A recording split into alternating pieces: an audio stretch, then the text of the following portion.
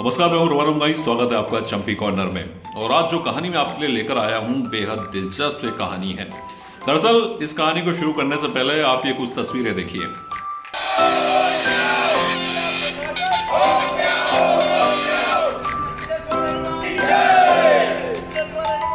ये तस्वीरें हैं बुरहानपुर जिले की और कलेक्ट्रेट कार्यालय में ये जो लोग आए हैं ये एमागिरदा गांव के हैं। ये सबसे बड़ा गांव है इस इलाके का और ये सारे के सारे लोग भैंस को सजा धजा कर यहाँ पर लेकर आए हैं। दरअसल कई बार ऐसा होता है कि सिस्टम आपकी बात नहीं सुनता, आप थक हार जाते हैं और कोई सुनवाई कहीं नहीं होती।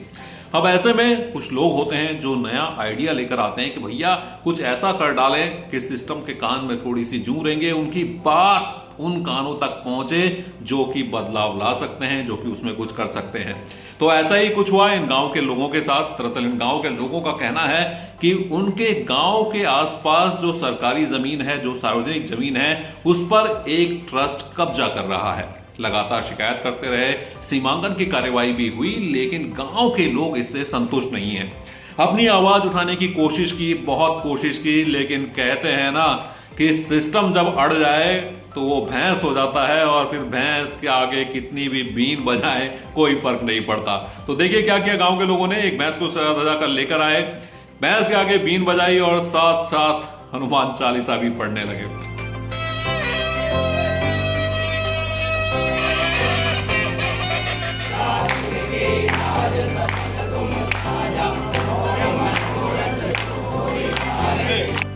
तो चलिए, ये तो आपने सुना।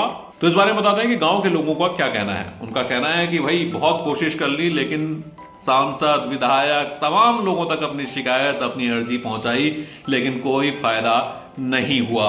इस प्रकार से दरगाह हकीमी ट्रस्ट जो शासकीय भूमि और जो आम रास्ते हैं किसानों के, मजदूरों के और आम जो वहाँ के ग्रामवासी है, उन लोगों के इन्होंने आम रास्ते और शासकीय भूमि पर अवैध कब्जा कर रखा है।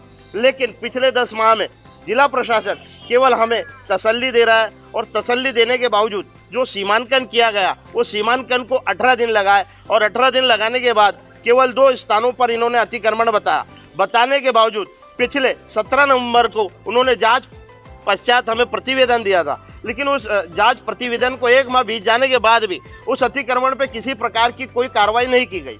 अब हालांकि प्रशासन कह रहा है कि इनकी मांग सुनी जाएगी, बात होगी, जो न्यायिक प्रक्रिया है, जो प्रक्रिया है उसके हिसाब से ही चीजें आगे होने वाली हैं। लेकिन विरोध का ये एक नया तरीका था जो कि गांव के लोगों ने आजमा के देखा। पूरी भैंस को ही सजाकर कलेक्ट्रेट में ले आए, भैंस के आगे बीन बजाई, भैंस के आगे हनुमान चालीसा पढ़ डाली। और ऐसे नए नए तरीके आजकल लोग लेकर आ रहे हैं। तो सिस्टम में बैठे लोगों को भी समझना चाहिए कि अगर आप लोगों को नजरअंदाज किया तो न जाने कौन सा तरीका वो लेकर आ जाएं। अभी आपने कुछ दिन पहले ही सुना होगा, हरियाणा में भी एक 102 साल के बुजुर्ग थे जिनको कहा गया कि वो मर गए हैं और उनकी पेंशन बंद कर दी गई।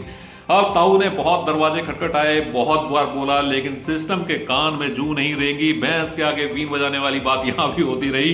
तो ताऊ ने पूरे का पूरा एक बारात निकाल डाल दी जिसमें लिखा था थारा फूफा जिंदा है।